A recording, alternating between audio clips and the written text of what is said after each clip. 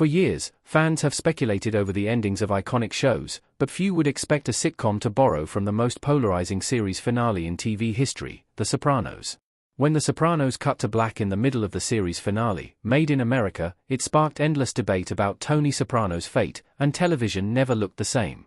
While that ambiguous final scene was largely viewed as a bold choice for a dark, dramatic series, it turns out the ripple effect reached much further, even into the sunniest corners of primetime comedy. As it turns out, a beloved 2010 sitcom, one known for optimism, waffles, and public service, took inspiration directly from The Sopranos' divisive conclusion.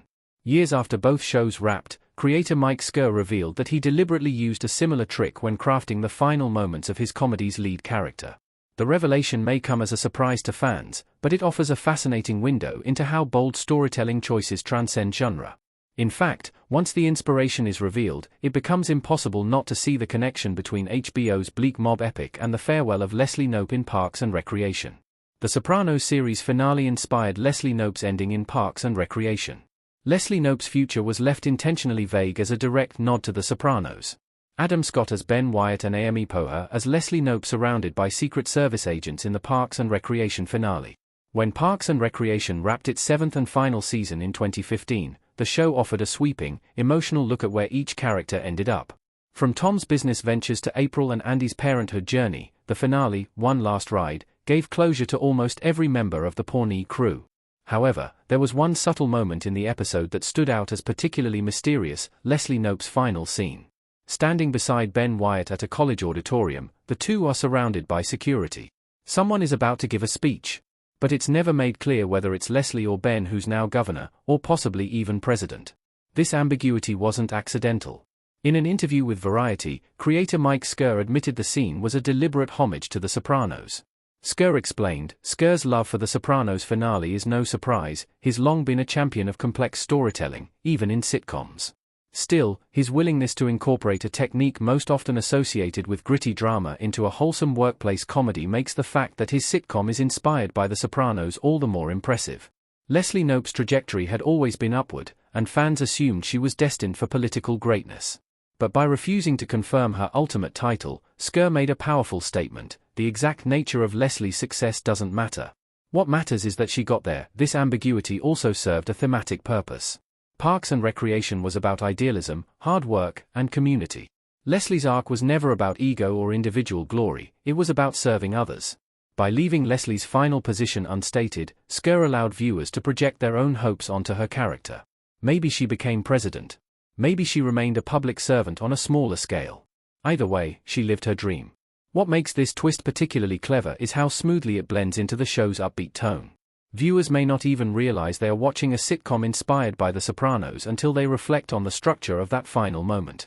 Much like Tony's dinner with his family, Leslie's last scene is both mundane and monumental, and the lack of a definitive answer only enhances the mystery. Ultimately, Schur's nod to The Sopranos shows that bold storytelling isn't limited by genre.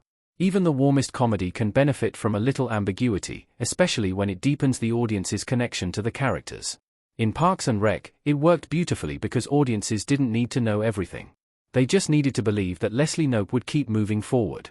The legacies of The Sopranos and Parks and Rec make a case for more ambiguous endings. Both shows prove that ambiguity can be powerful when it's done with purpose.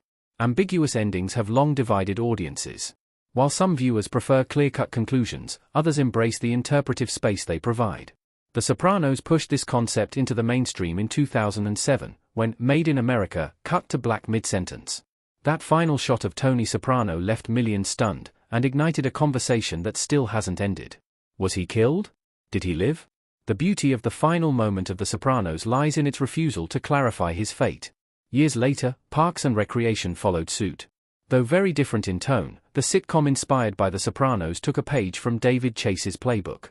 By leaving Leslie Knope's final political title after Parks and Rec a mystery, the show ended on a note of uncertainty that was deeply meaningful. It trusted the audience to fill in the blanks. And like The Sopranos, it treated ambiguity not as a gimmick, but as an artistic choice. These two endings may seem like odd companions. After all, one is a mob drama and the other a political sitcom, but they share a common belief: not every story needs to end on a full stop. Sometimes, it's better to end with an ellipsis. Ambiguous TV show finales work when they honor the characters and themes of the show. In The Sopranos, the abrupt cut to black reflects Tony's unpredictable life and the constant threat of death. It forces the viewer into his mindset, paranoid, on edge, never knowing what's coming. In Parks and Recreation, the lack of clarity around Leslie's future reflects her humility and the show's long-standing focus on collective achievement over individual glory. It's not about the title she holds, but the journey that got her there. What both shows manage to do is stick their landings without tying everything up. It's a bold creative choice to take, and it worked for both The Sopranos and Parks and Rec despite them being completely different shows. Most series finales lean hard on closure, sometimes sacrificing tone or logic just to give fans neat resolutions. However, both The Sopranos and Parks and Recreation prove that a show's ending, no matter the genre, doesn't need to spoon-feed answers. It can invite interpretation, and still leave viewers satisfied. There's also a longevity factor. The more open-ended a finale is, the more it lingers. People are still debating Tony Soprano's fate nearly 2 decades later. Likewise, Parks and Rec fans continue to wonder just how far Leslie Knope's career went. These are the kinds of questions that keep shows relevant long after their finales air. They spark rewatch value, fan theories, and a sense of emotional investment that lasts. In the end, ambiguity can be more than just a clever trick, it can be a way to elevate storytelling. When done right, it doesn't feel like a cop-out. It feels like a choice. The Sopranos proved that in 2007. Parks and Recreation confirmed it in 2015. Together, these shows, one a prestige drama, the other a heartfelt comedy, make a strong case for leaving just enough unsaid.